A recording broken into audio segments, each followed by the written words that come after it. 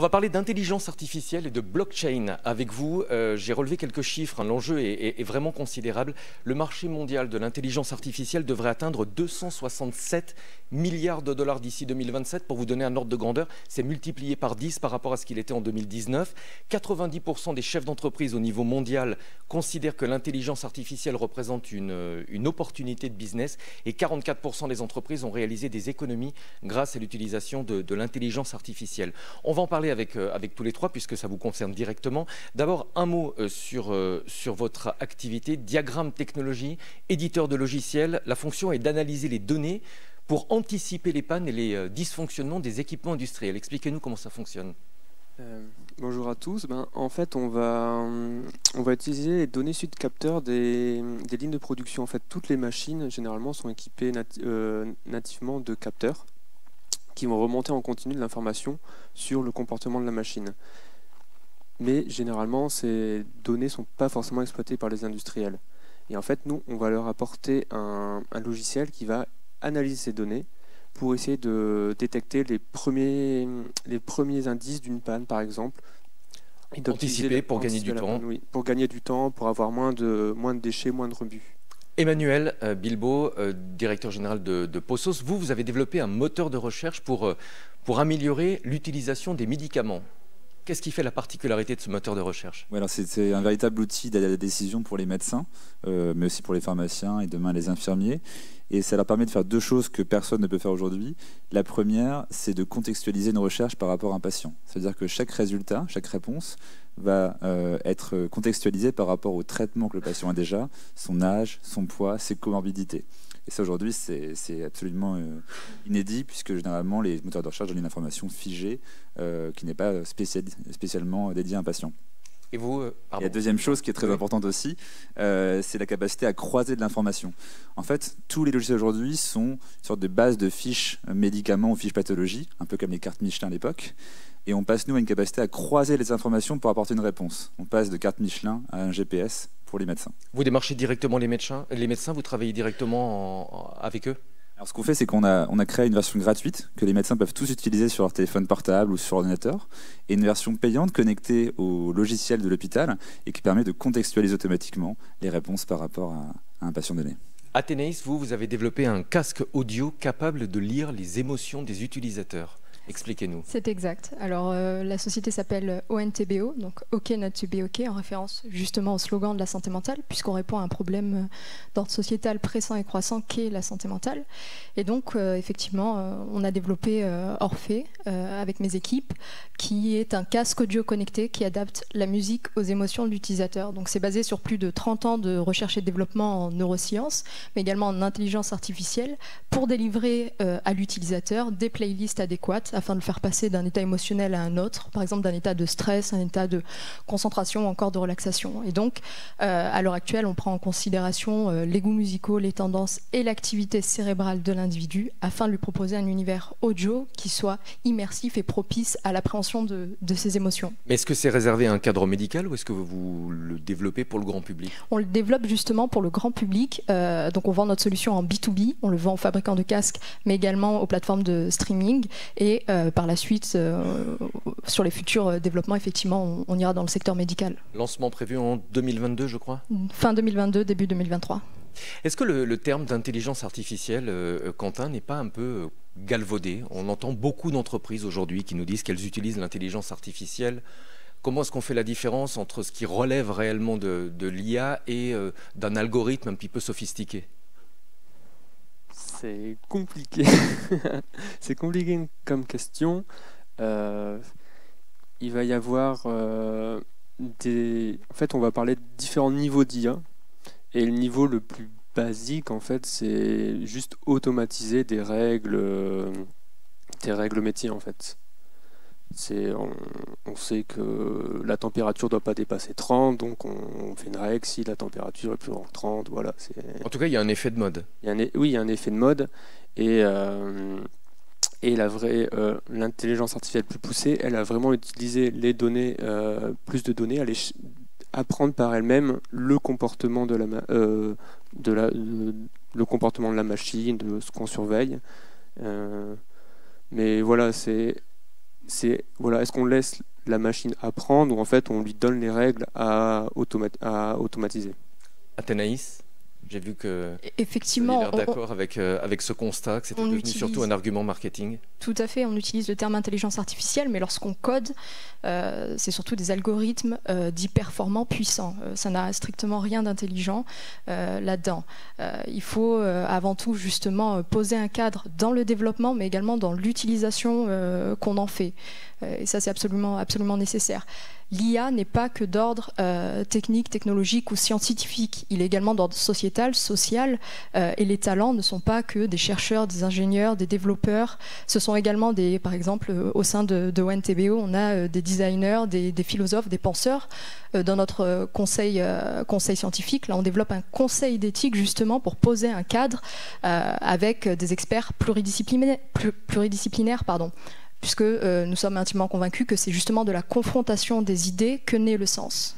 Je donnais quelques chiffres pour commencer, mais le marché de l'intelligence artificielle va être multiplié par 10 entre 2019 et 2027. En termes d'opportunités, pour vous, j'imagine que c'est considérable. En fait, je dirais que nous, on a fondé la boîte Posos, non pas pour créer une boîte d'IA, mais pour créer une boîte de santé qui aide les médecins. Et en fait, c'est après coup qu'on s'est rendu compte que la seule façon de résoudre le problème de savoir quel médicament on peut donner à un patient qui a d'autres traitements, d'autres pathologies, un âge, un poids spécifique, ne pouvait pas être une méthode déterministe, mais c'est forcément probabiliste. Et il nous fallait des systèmes de machine learning pour permettre aux médecins de faire des recherches en langage naturel dans des documents qui sont tous formulés différemment, dans des langues différentes. Mais le marché de l'IA, pour moi, ça veut pas dire grand-chose, en fait. C'est plutôt le marché de toutes les solutions qui ont besoin de cette technologie-là pour réussir leur challenge technique.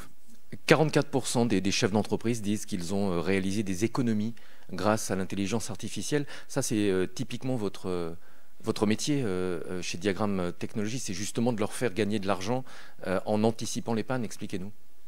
Oui, c'est ça. Parce que d'habitude, en fait, ils vont suivre les recommandations constructeurs des machines, par exemple, mais c'est des recommandations un peu à la louche, etc. C'est assez général, c'est pas forcément adapté à leur cas précis. Donc nous, on va pouvoir mieux adapter les instants où ils font des maintenances, donc plus espacés, par exemple, les maintenances, pour moins consommer de pièces, et aussi en détectant les premiers signes de panne, ils vont pouvoir réagir plus rapidement, et donc la ligne de production va être à l'arrêt moins longtemps, il y aura moins de déchets, donc moins de pertes de production. J'aimerais qu'on parle évidemment de votre implantation dans la région. Est-ce que ça vous a donné un avantage? Est-ce que ça présente aussi quelques défis? Alors effectivement, un avantage déjà de trois sortes. Le premier, c'est au niveau des talents. Donc moi, je suis implantée à Compiègne et donc j'ai pu bénéficier d'un écosystème très prolifique. Le deuxième, c'est d'un point de vue financier, puisqu'effectivement la région des Hauts-de-France aide dans le développement de ce type de technologie. Et le troisième aspect, et là on est en train de voir ça justement auprès de la Cité de l'IA, c'est former et poser un cadre et une régulation positive autour des questions liées aux enjeux de l'IA. Quand vous parlez d'accompagnement, c'est au départ, lors de la création de l'entreprise, ou est-ce que vous êtes suivi régulièrement par la région? Alors on est suivi régulièrement, ça a commencé en anté-création, c'est-à-dire qu'avant de créer, j'ai été incubée chez Itera, qui m'a mis en relation donc, avec des chargés de la région, et on a été accompagnés avant même la création. Emmanuel, comment est-ce que vous êtes accompagné par la région Hauts-de-France? Non, je suis assez d'accord en fait. Je pense que dans les Hauts-de-France, quand on crée une boîte, tout va 10 fois plus vite que si on est en Île-de-France. En Île-de-France, il y a plein de monde, il y a plein d'interlocuteurs, on ne sait pas à qui s'adresser. Sur une région comme Hauts-de-France, on sait à peu près qui sont les personnes qui peuvent nous aider à chaque étape du projet. Je pense à la BPI, je pense à la CCI aussi qui nous accompagne depuis le début. Tout va beaucoup plus vite. Et quand on est une start-up, finalement, on a peu d'argent pour aller très vite. Et donc chaque jour, chaque semaine qu'on gagne est crucial. Et je pense franchement qu'on n'aurait pas réussi à faire cette première étape de Posos en Ile-de-France, et on a réussi à faire dans les Hauts-de-France. Ouais. L'accompagnement financier?